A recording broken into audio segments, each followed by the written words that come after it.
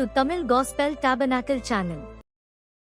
எப்படி நம்முடைய சரீரமாய் மாறுகிறதோ, the food which we eat, how that gets converted into our body. இந்த நாட்கள் நாம் கேட்கிறதான வசனம் எல்லாம் நம்முடைய ஆத்துமாவாய் மாற வேண்டும். All the words or the word of God which we listen should be converted into our soul. கவனமாய் கேட்டு தியானித்து அந்த வார்த்தையை ஜீரணிக்கிறதான செயல் நமக்கு உண்டாக வேண்டும். And to listen very carefully to every word of God which is being spoken, and we should have the power to digest those words and to take it inside our soul. அதற்காய் கர்த்தரை ஸ்தோத்திரிப்போம்.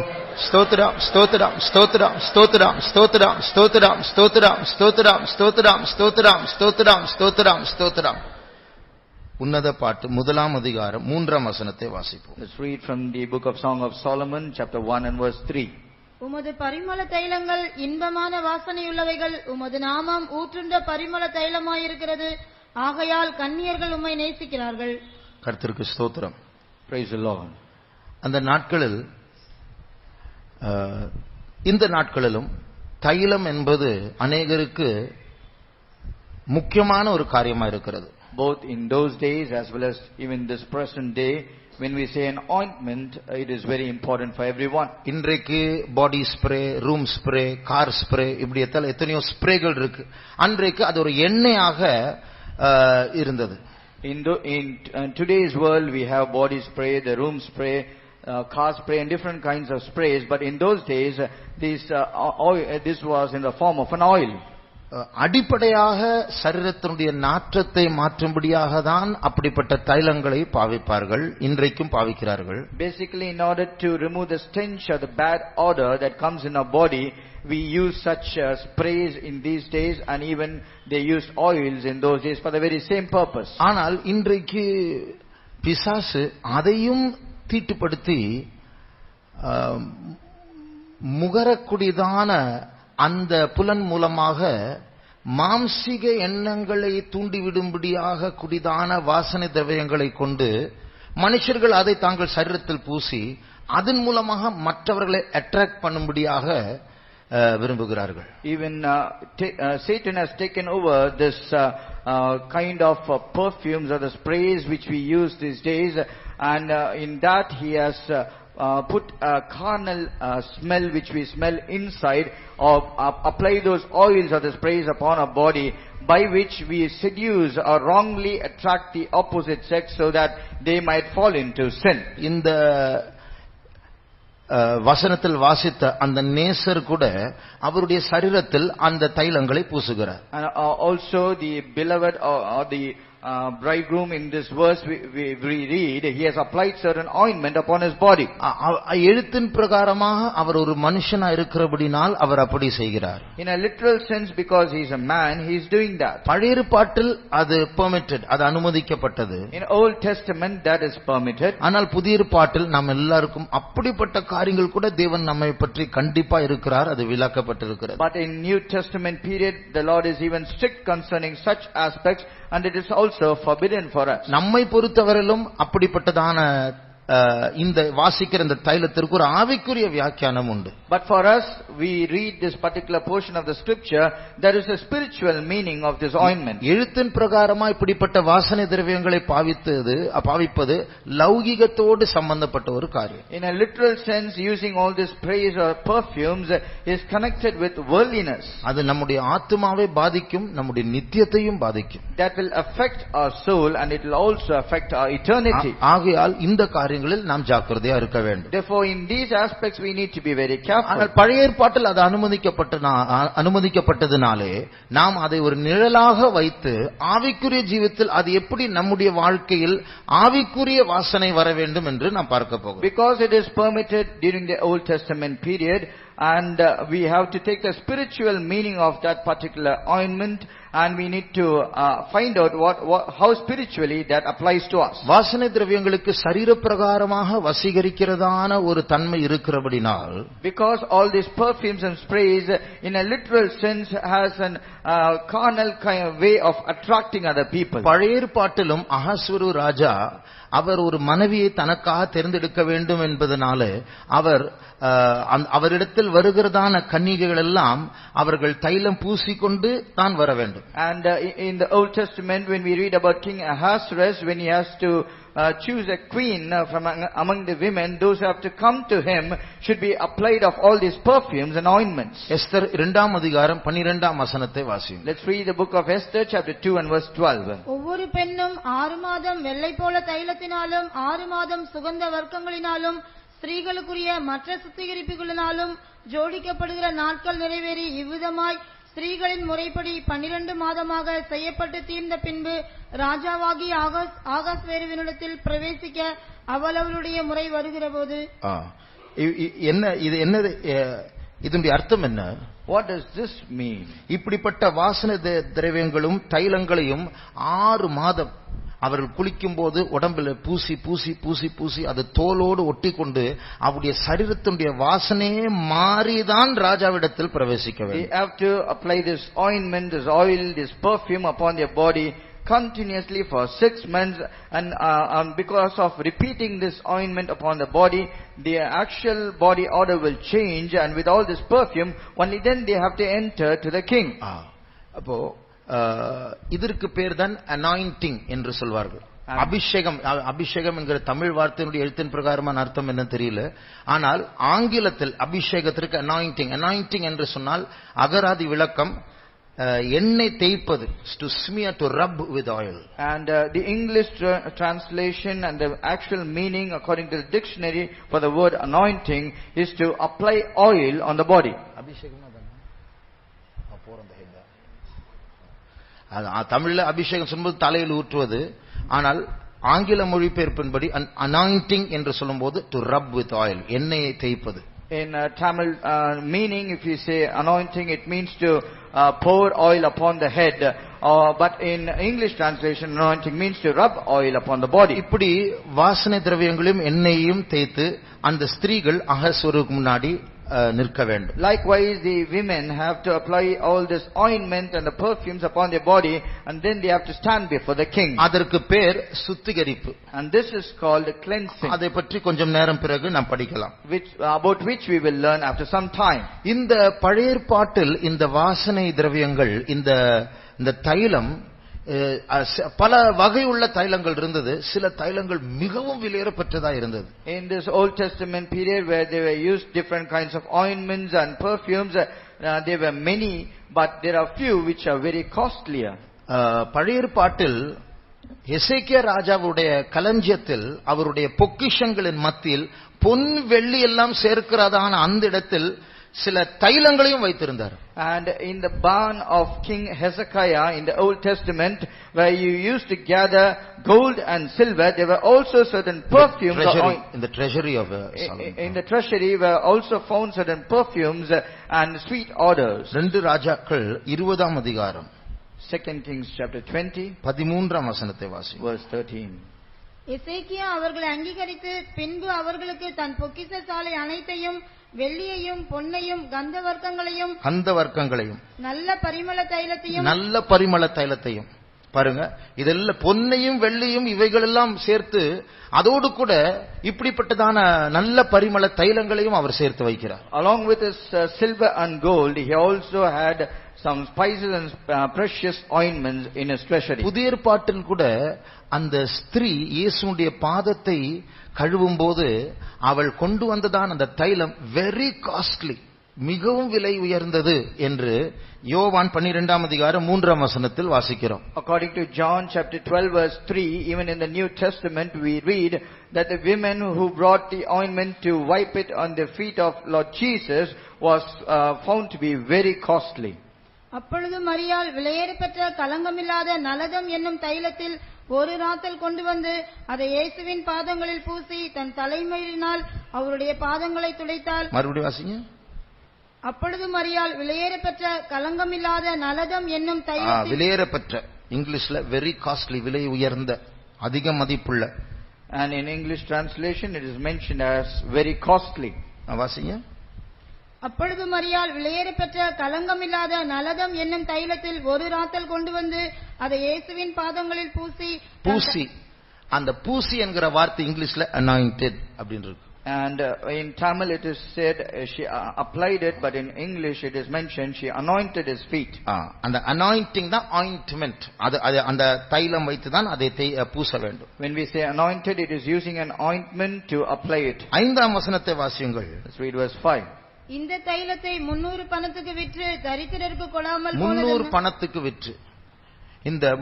இந்த ஒரு பணம் என்று சொல்வது அந்த நாட்கள்ல ஒரு பொதுவான மனுஷனுடைய ஒரு கூலி ஆளுடைய ஒரு சம்பளம், ஒரு நாள் சம்பளம். When we say 1 pence in those days is the salary or the labor for one day. அப்ப 300 பணம் என்று சொல்வது கிட்டத்தட்ட ஒரு வருஷத்தினுடைய தொகை அது. And when it is mentioned here as 300 pence, which means it is the salary for working for 300 days. யோசித்து பாருங்கள், ஒரு மனுஷன் கஷ்டப்பட்டு கிட்டத்தட்ட ஒரு வருடம் சம்பாதிக்கிற பணத்தை ஒரு தைலத்தை வாங்கி அது ஒரு ஆளுடைய காலில் பூசுவது, அது மாம்சிக கண்ணோட்டத்தில் பார்த்தால் பெரிய ஒரு வீணாக்குதல் தான். Just consider for a person earning money working for 300 days and then converting that or buying an ointment which is very costlier and taking that and wiping it on a particular man's feet. When we consider it literally, it is a very foolish act. ஆனால் இயேசுவினுடைய அது reaction பாருங்க, அவர் அதை விமர்சனம் பண்ணவில்லை. ஏன் இப்படி எல்லாம் பண்ற அப்படின்னு சொல்லவே இல்லை, அதை பாராட்டுகிறார். சுவிசேஷம் சொல்லப்படும் எல்லா இடங்களிலும் இதுவும் சொல்லப்படும் என்று சொல்லுகிறார். And but Jesus never stopped or criticized of what the woman was doing, but rather he praised her for what she was doing, and he also said wherever gospel is being preached, this will also be proclaimed. எத்தனையோ முக்கியமான காரியங்கள் சுவிசேஷத்தில் உண்டு, முக்கியமான காரியங்கள் எல்லா சுவிசேஷத்தில் இல்லை. There are many important, எத்தனையோ முக்கியமான காரியங்கள் 4 சுவிசேஷத்திலும் இல்லை. There are many important things which are not found in all the 4 gospels. உதாரணமாக இயேசுவின் பிறப்பு. For example, the birth of Lord Jesus. அது யோவான் சுவிசேஷத்தில் இல்லை. It is not found in the Gospel of John. இயேசுவினுடைய 3 சோதனைகள் யோவான் சுவிசேஷத்தில் இல்லை. The three trials which Jesus went through, it is not found in the Gospel of John. ஆனால் இந்த குறிப்பிட்ட சம்பவம் 4 சுவிசேஷத்திலும் இருக்கிறது. But this particular incident is found in all the 4 Gospels. அதனால ஆண்டவர் இதை எப்படி முக்கியப்படுத்துகிறார் பாருங்கள். Just consider how God gives importance to this incident. ஏனென்றால் இதிலிருந்து நாம் கற்றுக்கொள்ள வேண்டிய சில பாடங்கள் உண்டு. Because there are certain lessons which we have to learn from this incident. ஆண்டவருடைய பாதத்தில், ஆண்டவருடைய நாமத்தில் நாம் எதை செய்தாலும் எதை செலவு பண்ணனாலும் அது வீணான காரியம் அல்ல, அது ஒரு பிசினஸ், அதுல ஒரு லாபம் உண்டு. Whatever we keep in the feet of our Lord, whatever we spend in the feet of the Lord is not a waste, but rather it is an investment, and that is a business. இந்த தைலமானது எல்லாராலும் செய்ய முடியாது. And not everyone can prepare this ointment. இந்த தைலத்தை செய்வதற்கு ஒரு மனுஷன், அதை படித்த ஒரு மனுஷன் இருக்கிறார். And to prepare this ointment, there is a learned person who only can create such an ointment. அவருடைய பேர் தைலக்காரன், apothecary. And his name is apothecary. அப்போ அந்த தைலக்காரன் தான் எந்த வேரிலிருந்து, எந்த பூவிலிருந்து, எந்த விதையிலிருந்து, எந்த மரத்திலிருந்து எடுத்து இதை பவுடர் ஆக்கி எப்படி மிக்ஸ் பண்ண வேண்டும் என்றெல்லாம், எந்த எண்ணெயை சேர்க்க வேண்டும் என்றெல்லாம் அறிந்து அந்த வாசனை வெளியே கொண்டு வரக்கூடியதான கலை அவருக்கு தான் தெரியும். Only this apothecary knows the art of how to create this ointment, of which seed or plant or flower from which he has to pluck it, how to powder it, how to apply certain kind of oil into it, and finally bring out the final product. இப்போ இந்த தைலத்தை பற்றி 2 வியாக்கியானங்களை சொல்ல போகிறேன். And I'm going to give you 2 interpretations concerning this ointment. கடைசி அந்த ரெண்டும் ஒன்றாய் மாற போகிறது. At the end both will become one. முதலாவது வியாக்கியானம் அது நம்முடைய சுபாவத்தை காட்டுகிறது. The first interpretation for this ointment, it denotes our character. எப்படி ஒரு எண்ணெய் ஊற்றும் போது, அந்த தைலத்தை ஊற்றும் போது வாசனை வீசுகிறது. Like how the ointment is poured or anointed, there is a sweet savor. அங்கே நேசரை பற்றி சொல்லப்பட்டிருக்கிறது, உம்முடைய நாமம் ஊற்றுண்ட தைலத்தை போல் இருக்கிறது. And concerning the bridegroom, it is said, your name is like the ointment that is poured forth. ஒரு வாசனை திரவியத்தை இல்ல என்ற ஒரு தைலத்தை ஒரு கப்பில் வைக்கும் போதை விட அதை ஊற்றும் போதுதான் வாசனை பறக்கும். More than keeping an ointment in a vessel, when you pour it upon something or some person, then the smell will be more higher. இந்த நேசருடைய சரீரத்தில் பல வகையான வாசனை திரவியங்கள், அதாவது தைலங்கள் இருக்கிறது மாத்திரமல்ல, பரிமள தைலங்கள் இருக்கிறது மாத்திரமல்ல, அவருடைய பேரும் ஊற்றுண்ட தைலத்தை போல் இருக்கிறது. Not just that there are sweet smelling ointment upon the body of this beloved, but even his name itself is a precious ointment. பொதுவாக நாம் பேரை கெடுத்துறாதே, அவனுக்கு நல்ல பேர் கிடைச்சிச்சு என்றெல்லாம் சொல்லும்போது அது பேர் அல்ல, அது அவருடைய சுபாவத்தை, இல்லை என்றால் அவனால் உண்டாகுனதான ஒரு மேன்மையை காட்டுகிறது. Normally we say do not spoil his name because he has a very good name. When we say name here, it denotes the character of a person. ஆகையால் உம்முடைய பேர் ஊற்றுண்ட பரிமள தைலம் போல் இருக்கிறது என்று சொன்னால் அது ஒரு மனுஷனுடைய ஞானத்தையும் சுபாவத்தையும் காட்டுகிறது. And when it is said your name is like an ointment that is poured forth, it shows the character and the wisdom of a particular person. இதே சாலமோன் ஞானி பேரையும் தைலத்தையும் அடிக்கடி ஒப்பிடுகிறார். Like same King Solomon, he uses name and compares it with ointment very often. பிரசங்கி 7ஆம் அதிகாரம் 1ஆம் வசனத்தை வாசியுங்கள். Let's read Ecclesiastes chapter 7 and verse 1.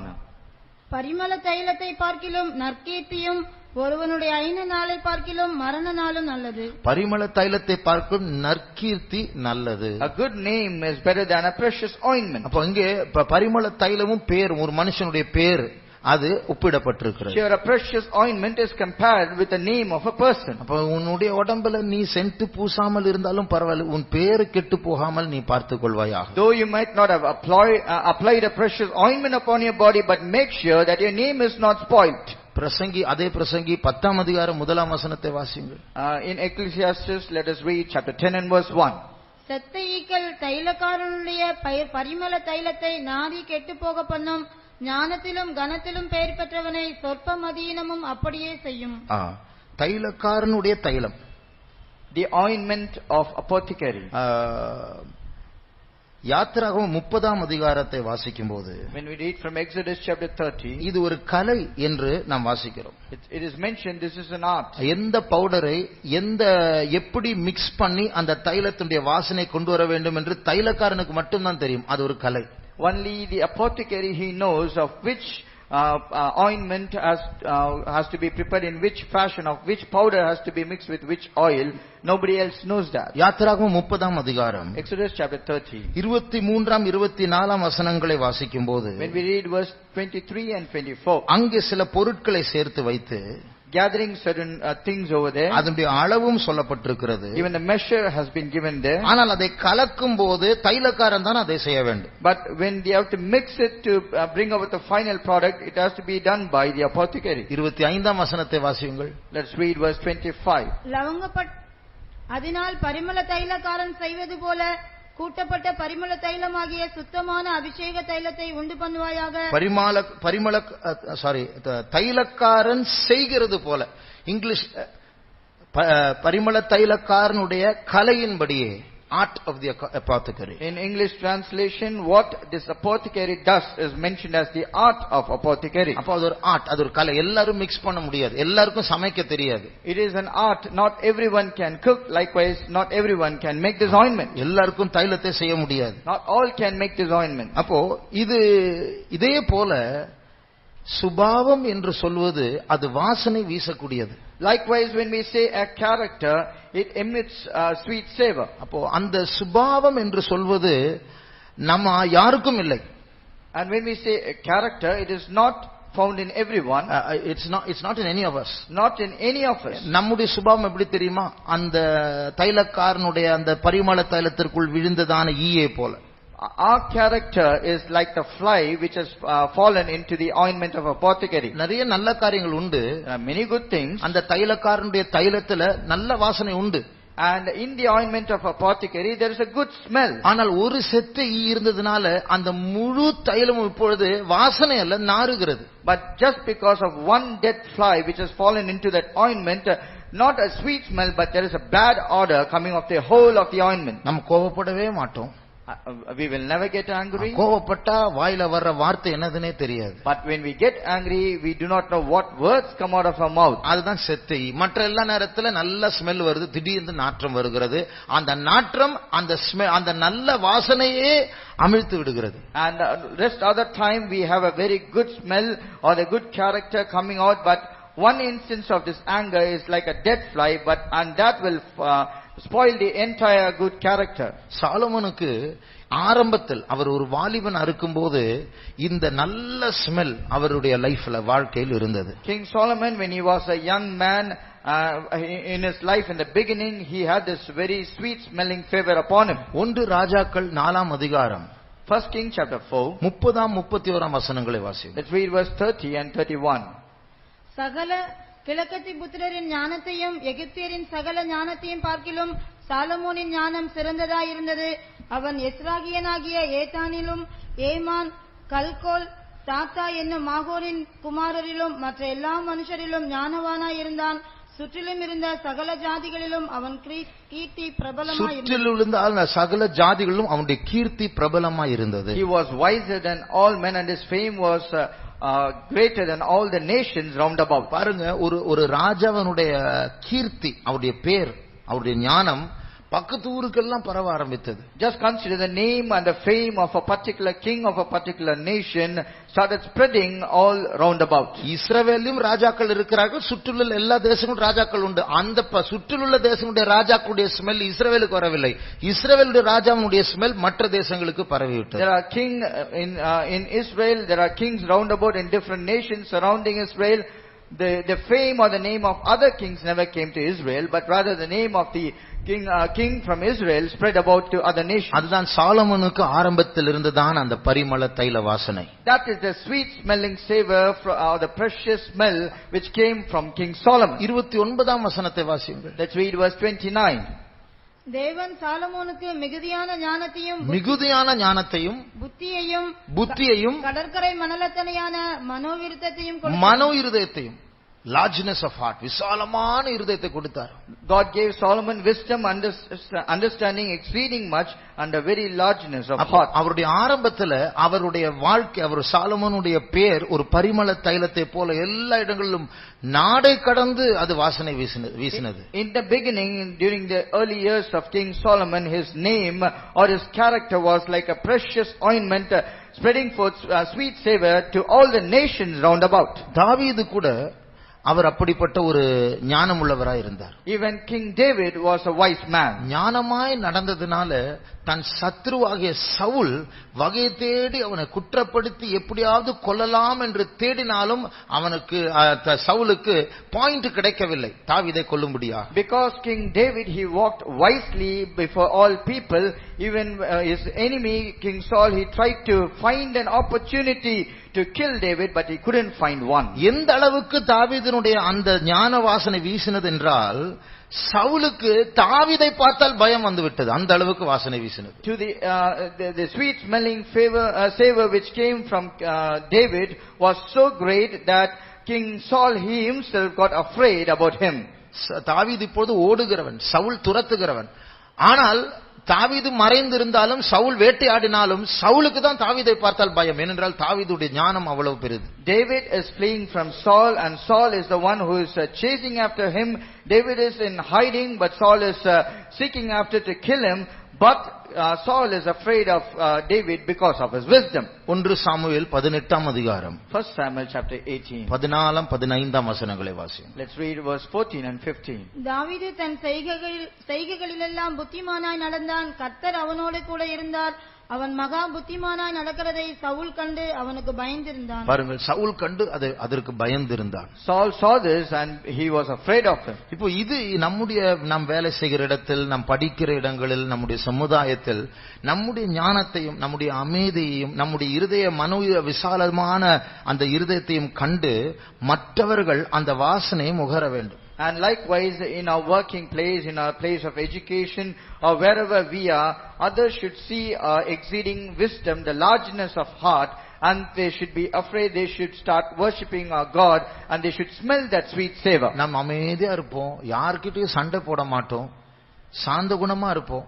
ஆனால் அந்த சுபாவமே மற்றவர்களை பயப்படுத்தும். We will keep silent. We will not go and start a fight with others. We will not get involved in unwanted issues, but we will remain silent. But that silence itself will get a respect in the eyes of others. இதுதான் நம்முடைய வாழ்க்கையில் தேவன் நமக்குள் விரும்புகிற வாசனை. And this is the sweet smell which the Lord is expecting from our life. இயேசுனுடைய சரித்திரம் 30ஆம் வயதிலிருந்து நமக்கு தெரியும்.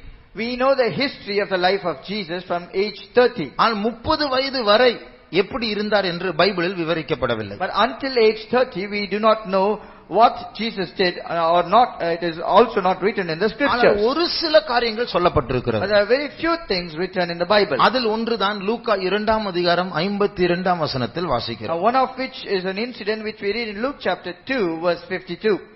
இயேசுவானவர் ஞானத்திலும் வளர்த்தியிலும் தேவகிருபையிலும் மனுஷர் தயவிலும் அதிகமாய் விருத்தி அடைந்தார். அதிகமாய் விருத்தி அடைந்தார். ஞானத்திலும் மனுஷ தயவிலும் விருத்தி அடைந்தார். He increased in wisdom and in the favor in the eyes of men. அப்போ வாலிபத்தில் வளரும்போது இயேசுனுடைய சுபாவம், அவருடைய பரிசுத்தம், அவருடைய அன்பு, அவருடைய அமைதி மற்றவர்களை அட்ராக்ட் பண்ணினது. அதனால்தான் மனுஷ தயவில் விருத்தி அடைந்தார். And when Jesus grew up, when he was in young age, he had all this grace and the love of God in him, and he had this wisdom, and because of all these things he found favor in the eyes of men. இதுதான் நமக்கும் தேவைப்படுகிறது. This is what we also need. ஆனால் நமக்கு இல்லை. But we don't have. நமக்கு உண்டு, ஆனால் உள்ள சில செத்த ஈக்களும் உண்டு. அதுதான் எல்லாவற்றையும் கெடுக்கிறது. We have it, but because of certain dead flies which is in us, that is spoiling all the rest of our character. அந்த செத்த ஈகளாகிய அந்த ஒரு கெட்ட சுபாவம் மாறும்படியாக தான் கர்த்தர் நமக்குள் பிரயாசப்பட்டு கொண்டிருக்கிறார். அடுத்த வாரம் நமக்காக சுத்திகரிப்பு கூட்டங்களையும் வைத்திருக்கிறார். In order to remove that dead fly or that bad character which is hidden, which is spoiling the remaining good part in our life, the Lord has appointed a whole week of sanctification next week for us. இரண்டாவது, இந்த ஆயின்ட்மென்ட், இந்த பரிமள தைலம் என்று ஆயின்ட்மென்ட் என்று சொல்லும்போது தேய்க்கிறதான பொருள் அது. Secondly, when we say an ointment, we have an interpretation where this is something which we rub on our body. புதிய ஏற்பாட்டில் அதுதான் அபிஷேகம் என்று அழைக்கப்படுகிறது. And in the New Testament, this is what is called as anointing. முதலாவது நாம் அப்போஸ்தலர் 10ஆம் அதிகாரம் 38ஆம் வசனத்தில் அந்த பதத்தை படிக்கிறோம். We can first read it in Acts of Apostles chapter 10 and verse 38. வாசிங்க. நசரேயனாகிய இயேசுவை தேவன் பரிசுத்த ஆவியினாலும் வல்லமையினாலும் அபிஷேகம் பண்ணினார். அபிஷேகம் பண்ணினார். He anointed him. அந்த அபிஷேகம் பண்ணினார் என்கிறதான அந்த வார்த்தை இங்கிலீஷ்ல anointed இல்லை என்றால் தேய்த்தார். And in English translation the word anointed is written here, which means he rubbed it on his body. அப்போ பழைய ஏற்பாட்டில் எண்ணெயினால் பரிமள தைலத்தினால் சரீரத்தில் தேய்க்கிறது போல புதிய ஏற்பாட்டில் நமக்கும் இந்த அபிஷேகத்தின் அனுபவம் சமமாய் இருக்கிறது. Like in the Old Testament our body is being rubbed with an oil or a precious ointment, in the New Testament it is compared to being filled with the anointing of Holy Ghost. நான் ஏற்கனவே சற்று நேரம் முன்பாக சொன்னேன், அகஸ்வரு ராஜாவுக்கு முன்னாடி வந்து நிற்க போகிறதான ஸ்திரீகள் 12 மாதம் எண்ணெய் தேய்த்து அவர்கள் சுத்திகரிக்கப்பட வேண்டும். அந்த சுத்திகரிப்பு என்கிற வார்த்தை அங்கே பாவிக்கப்படுகிறது. As I already said before, the women who have to go and stand before King Ahasuerus, they have to apply on them ointment of sweet savor for 12 months, and this process is called as cleansing. நம்முடைய சரீரங்களுக்கு ஒரு நாற்றம் இருக்கிறது. We have a bad stench or a bad odor on our body. இந்த ஸ்திரீகள் அந்த ராஜாவுக்கு முன்னாடி நிற்க போகும்போது அந்த சரீர நாற்றமே கொஞ்சம் கூட வெளியே வரக்கூடாது, இந்த வாசனை மட்டும் தான் இருக்க வேண்டும். அதற்காக ஒரு வருஷம் அவர்கள் இதை தேய்த்து கொண்டே இருக்க வேண்டும். For these women, when they go and stand before the king, they should not have this bodily odor, but rather they should smell with the sweet savor of all the perfumes which they apply, for which they keep on doing this for 12 months. இது போலதான் நம்முடைய சுத்திகரிப்பின் கூட்டங்கள் மூலமா மாத சுத்திகரிப்பு கூட்டங்கள் உண்டு, இந்த ஈஸ்டர் வார சுத்திகரிப்பு கூட்டங்கள் உண்டு. இதுவும் ஒரு சுத்திகரிப்பு தான். நாம் என்ன செய்கிறோம், நம்முடைய ஆத்மாவில் நிறைய ஸ்மெல் இருக்கு, அது நமக்கு மூக்குல தெரியாது, நமக்கு சரீர ஸ்மெல் தான் தெரியும். ஆனால் தேவனுக்கு அதை முகர முடியும். Likewise, we have all these sanctification meetings which are being held every month. We have a sanctification meeting towards Easter week, And likewise, we need to cleanse ourselves. We can smell only the body odor, but we cannot smell the foul smell that is coming from our soul, but God can smell that. நம்மை பற்றி ஒரு பெருமையான வார்த்தை சொல்லும்போது, When we speak one word of pride about ourselves, ஒரு தேவையில்லாத ஒரு joke நம்ம சொல்லும்போது, when we speak a joke which is not necessary, ஒரு மற்றவர்களை வசீகரிக்கக்கூடிய ஒரு ஆடம்பரத்தின வஸ்திரத்தை உடுத்தும் போது, when we dress up ourselves in an attractive way by which we seduce the mind of others, மனுஷர்களை இழுக்கலாம், we can attract people. ஆனால் தேவ தூதர்கள், தேவ காவல் நம்மை விட்டு தூர போகும் காரணம் நமக்குள்ள இருந்து ஒரு நாற்றம் வருகிறது. But the angels of God and the protection of God will depart from us because there is a bad order coming from us. அப்போ பாவமுள்ள மனுஷர்கள் நம்மிடத்தில் நெருங்கும் போது, பாவமற்ற தூதர்கள் தேவன் நம்மை விட்டு விலகும் போது ஆபத்து தான் பெருகுகிறது. When sinful men come closer to us, when godly angels depart from us, dangers come to us.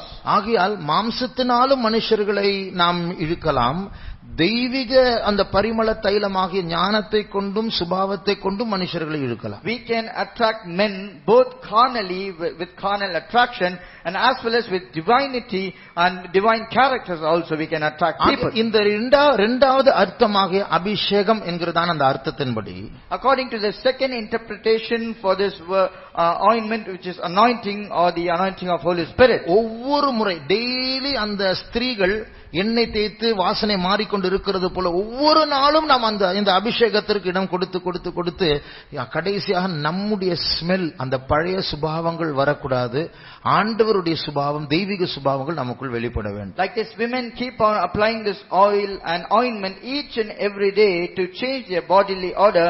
We need to be filled with the Spirit of God or being anointed each and every single day, finally until when our own character or our own smell should disappear.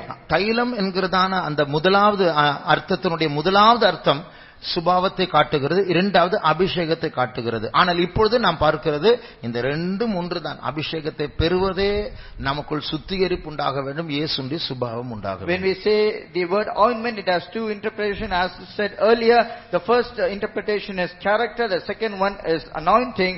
But we see right now both are together. In order to change our character, we need this anointment. மறுபடியும் உன்னத பாட்டு 1:3 வாசியுங்கள். Once again, let's read Song of Solomon chapter 1 and verse 3. உமது பரிமள தைலங்கள் இன்பமான வாசனையுள்ளவைகள். உமது பரிமள தைலங்கள் இன்பமான வாசனம் உள்ளவைகள். Your savor of ointment is sweet, it's a sweet smell. அப்போ ஒரு பரிமள தைலம் இல்ல, இந்த நேசருக்கு பலவிதமான தைலங்கள் உண்டு. And there is not just one ointment, but for this bridegroom he has many ointments. இந்த தைலக்காரனுக்கு ஒரு தைலத்தை செய்ய தெரியும், இந்த நேசருக்கு இந்த தைலத்தை எப்படி பூச தெரியும். And this apothecary, he knows how to create an ointment, but for this beloved he knows how to apply it. அப்போ இந்த நேசருடைய சரீரத்திலிருந்து பல வகையான அட்ராக்டிவ் வாசனைகள் வெளிப்படுகிறது. And there are many sweet smelling attractive smell that is coming from the body of our beloved. Jesus கூட அப்படிதான். Even Jesus is like that. எழுத்தின் பிரகாரமாக அவருக்கு ஒரு தலைப்பு, ஒரு டைட்டில் கொடுக்கப்பட்டது. In a literal sense, he was given a title. இயேசு கொடுக்கப்பட்ட டைட்டில் என்னது? What is the title given to Lord Jesus? இயேசுடைய தலைப்பு என்ன? இப்ப நான் பிரதர், சென்ட்ரல் பாஸ்டர், அப்படி போல ஜீசஸுக்கு கொடுக்கப்பட்ட டைட்டில் என்ன? Like I am called as யூதர்களால் கொடுக்கப்பட்ட தலைப்பு, sorry,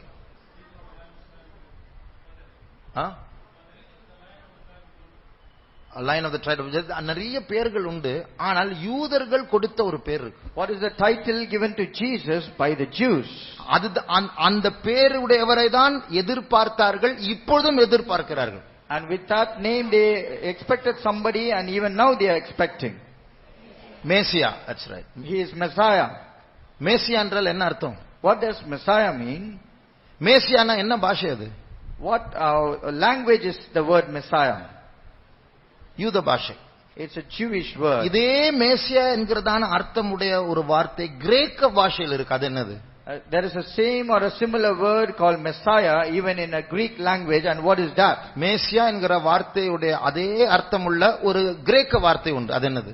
And with the same meaning of the word Messiah, there is a Greek word also. What is that? சொல்லுங்க. கிறிஸ்ட், கிறிஸ்து.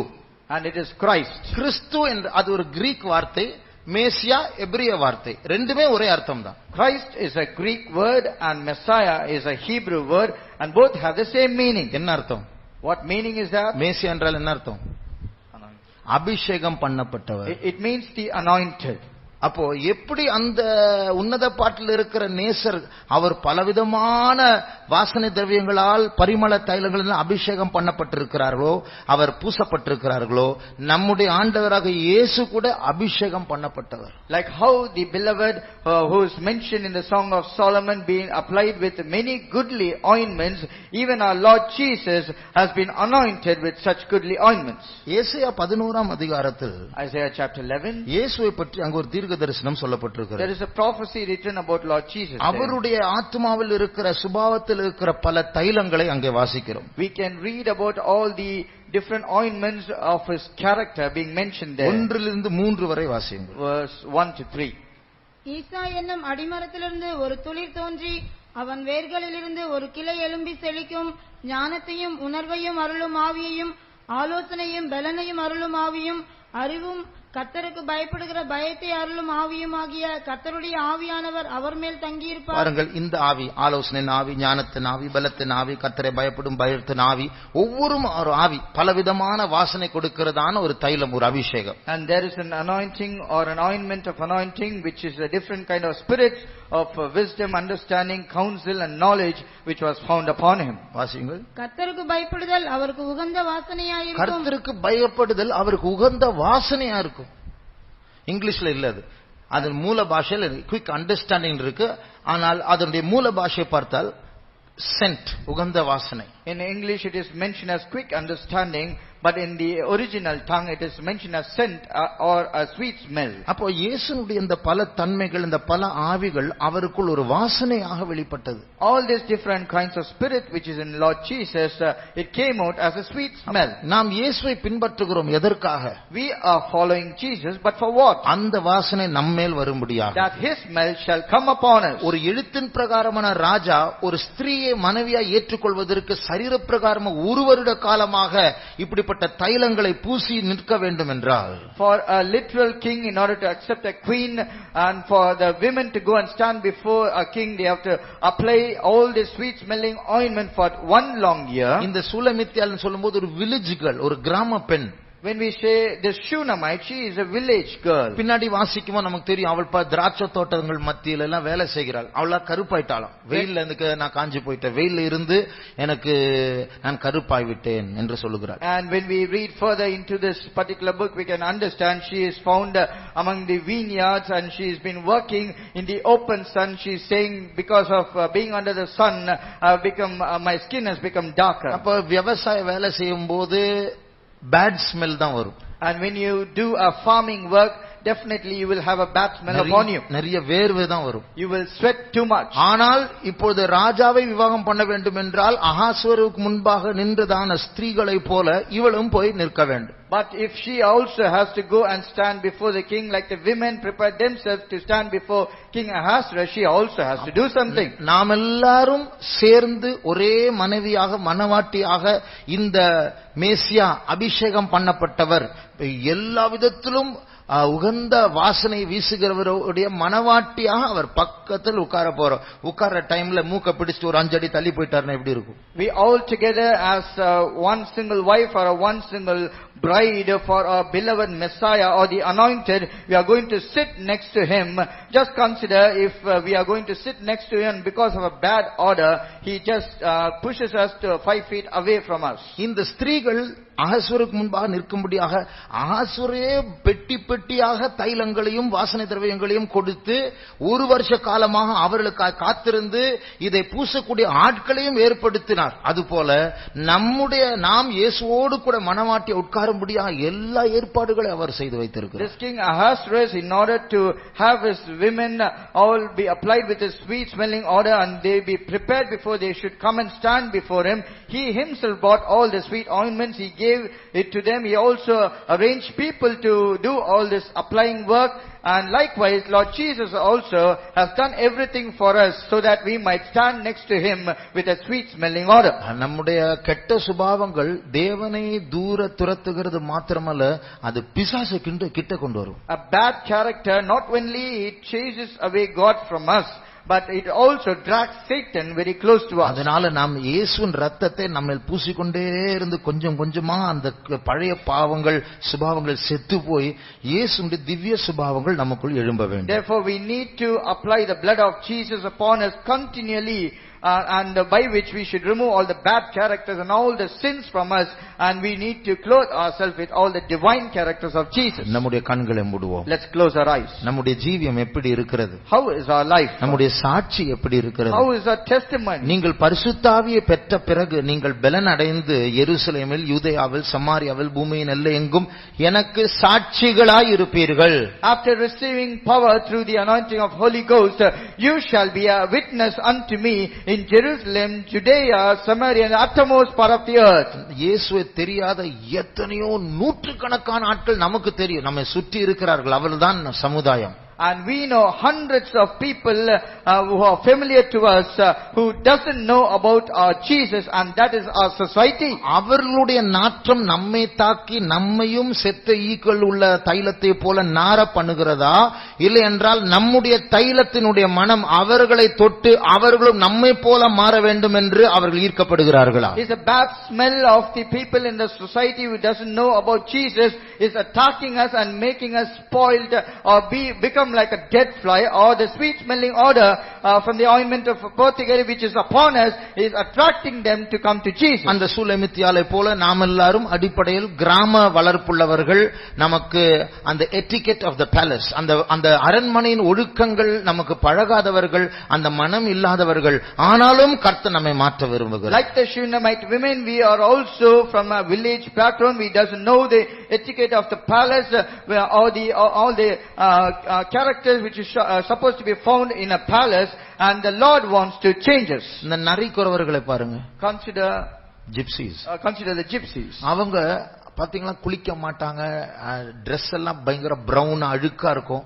ஆனா அவங்க சின்ன பிள்ளைகள் எல்லாம் பாத்தீங்க ரொம்ப அழகா இருப்பாங்க. They will not bath properly. All their dresses will be soiled, and but when you consider their children, they will all be neat and clean. அதே போலதான் நாமும். And likewise we are also there. அந்த நரிக்குறவ பிள்ளைகளை போல நமக்கும் அத்தனை அழுக்கான சுபாவங்கள் இருக்கு. அப்படியும் ஆண்டவருடைய கண்கள் இருதயம் நம்மேல் attract ஆயிருக்கிறது. Like the children of gypsies, we are also having certain bad characters upon us, but the eyes of the Lord is attracted towards us. உன்னுடைய கண்களின் ஒன்றினால் என்னை கவர்ந்து கொண்டாய். And by thy ravished me with one of thine eyes. You have ravished me by the eyes. With one of thine eyes. With one of the eyes. நம்முடைய கண்களை மூடுவோமாக. Let's close our eyes. இயேசுவை போல நானும் மாற வேண்டும். We should also become like Jesus. இயேசுவின் சுபாவத்தை நான் பெற்றுக்கொள்ள வேண்டும். I should receive the character of Lord Jesus. இயேசுவின் வாசனை எனக்குள் வீச வேண்டும். The sweet smell of Jesus should also be smelt upon me. அதற்கேற்ற இயேசுக்குள் இருந்த அபிஷேகம் எனக்குள் பூசப்பட வேண்டும். And therefore the anointing which was on Lord Jesus should be rubbed upon me. என் ஆத்துமா நாற்றம் மாற வேண்டும். The bad odor of my soul should be removed. வீட்டுக்குள் வருகிற அந்த கோபத்தினுடைய சுபாவம் மாற வேண்டும். All the character of anger which comes in my house should depart from me. சமுதாயத்திற்கு முன்பாக உலக ஆடம்பரம் என்கிற நாற்றம் என்னை விட்டு நீங்க வேண்டும். Before the society, the riches of the world which is a bad stench should depart from இயேசுவை me. மாத்திரம் பிரியப்படுத்த நான் முன் வர வேண்டும். I should come forward to please only my Jesus. அதுதான் முன் மனவாட்டி. And that is called a bride. எல்லாருக்கும் மனவாட்டி அழைப்பில்லை. Not everyone has this calling of a bride. N புறாவோ N உத்தமியோ ஒருத்தியே. My dove, my undefiled is but one. அந்த ஒரு சின்ன கூட்டத்திற்காக ஆண்டவர் காத்து கொண்டிருக்கிறார். And for that little group the Lord is waiting. அவருடைய விவாக நாள் சீக்கிரமாய் வந்து கொண்டிருக்கிறது. The day of our marriage is fast approaching. எத்தனையோ ஸ்திரீகள் அகாஸ்வேரோடு கூட சேர்ந்தார்கள். Many women came to King Ahasuerus. ஆனால் தெரிந்தெடுக்கப்பட்டது எஸ்தர் மட்டும்தான். But Esther alone was a chosen one. அவள் ஒரு அடிமை பெண். She was a slave woman. ஆனால் ராஜாவுடைய கண்களில் அவளுக்கு தயவு கிடைத்தது. But she found favor in the eyes of the king. அதே போல இயேசுடைய கண்களில் எனக்கு தயவு வேண்டும். Likewise, I should also find favor in the eyes of my Jesus. எத்தனையோ ஆட்கள் ஓட்டத்தை ஓடிக்கொண்டிருக்கிறார்கள். Many people are running the race. என்னை பார்த்து விரலை காட்டி இயேசு சொல்ல வேண்டும், எனக்கு நீ வேண்டும். And pointing his finger towards me, Jesus should say, I want you. இதை விரும்புகிறவர் கரங்களை உயர்த்துவோமா? Those who desire this, please put up their hands. மனுஷர்கள் யாரும் பாராட்ட தேவையில்லை. No, it is not required for men to praise us. இயேசுடைய கண்கள் எனக்கு தயவு வேண்டும். I need favor in eyes of Jesus. இயேசுவை பிரியப்படுத்துகிற பரிசுத்தம் எனக்கு வேண்டும். I need holiness that will please my Jesus. இயேசுவை பிரியப்படுத்துகிற அந்த சகோதர சிநேகம் எனக்கு வேண்டும். I need that love of brethren that will please my Jesus. இயேசுவை பிரியப்படுத்துகிற அந்த எளிமையான வஸ்திரம் வேண்டும். I need that simple garment which will please my Jesus. இயேசுவை பிரியப்படுத்துகிற அந்த மனத்தாழ்மை வேண்டும். I need that lowliness of mind that will please my Jesus. இயேசுவை பிரியப்படுத்துகிற அந்த அமைதி எனக்கு வேண்டும். I need that silence of meekness that will please my Jesus. கரங்களை உயர்த்தினவர்கள் பாக்கியவான்கள். Those who put up their hands, they are blessed. உங்களை எண்ணெய் தேய்த்து சுத்திகரிக்கும்படியாக அகஸ்வரு ராஜா ஏகாய் என்கிறதான ஒரு பிரதானியை ஏற்படுவது போல உங்களுக்கு ஆண்டவர் பரிசுத்தாவியானவரை ஏற்படுத்தி வைத்திருக்கிறார். Like King Ahasuerus appointed Hagar in order to rub the oil upon all the women for them to be having sweet smell, the Lord has sent His Holy Spirit. கொஞ்சம் ஒப்பு கொடுத்து பாருங்கள். Just give a little room. ஒவ்வொரு நாளும் அவர் பொறுப்புள்ள தேவனாக பரிசுத்தாவியானவர் என்ன தேய்ச்சு ஒரு நாள் இயேசுக்கு முன்னாடி நீங்கள் நிற்கும் போது என் உத்தமியே என் மனவாட்டியே என்று அழைக்கத்தக்கதாக அன்றாட சுத்திகரிப்பை கர்த்தர் கட்டளையிட விரும்புகிறார். Every day as a responsible God, He will apply His oil and He will make you and mold you and He'll say, my now, my undefiled, you are the one.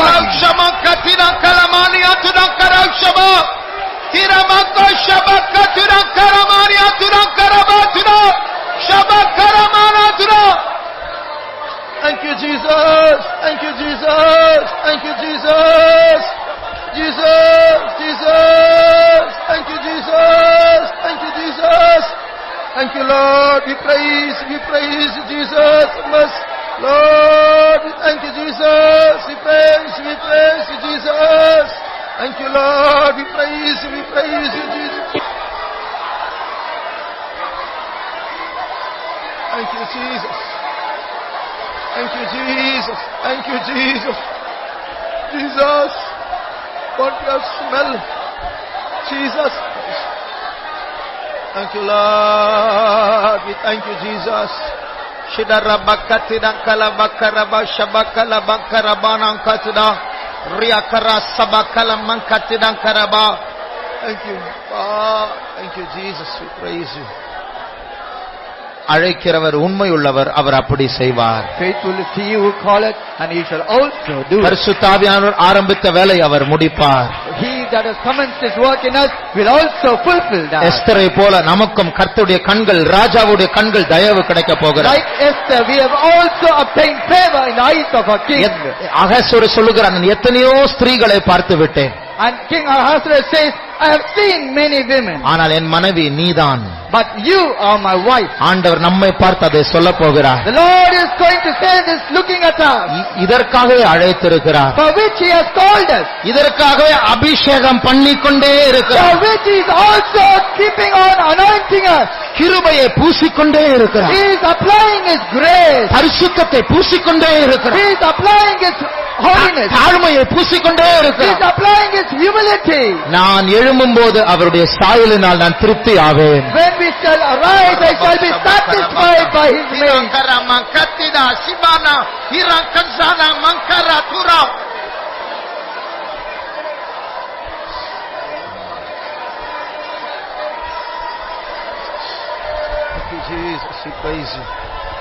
கர்த்தர் இந்த வேத பாடத்தை ஆசீர்வதித்தார், அதற்காக ஸ்தோத்திரிப்போம். ஸ்தோத்திரம், ஸ்தோத்திரம், ஸ்தோத்திரம், ஸ்தோத்திரம், ஸ்தோத்திரம், ஸ்தோத்திரம், ஸ்தோத்திரம், ஸ்தோத்திரம். கர்த்தர் பேசின வார்த்தைகளுக்காக ஸ்தோத்திரிப்போம். ஸ்தோத்திரம், ஸ்தோத்திரம், ஸ்தோத்திரம், ஸ்தோத்திரம், ஸ்தோத்திரம், ஸ்தோத்திரம், ஸ்தோத்திரம்.